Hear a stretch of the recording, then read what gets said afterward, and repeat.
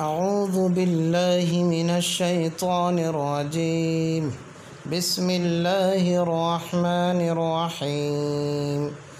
الحمد لله رب العالمين، الرحمن الرحيم، مالك يوم الدين، إياك نعبد وإياك نستعين، اهدنا الصراط المستقيم، صراط الذين أنعمت عليهم غير المغضوب عليهم ولا الضالين،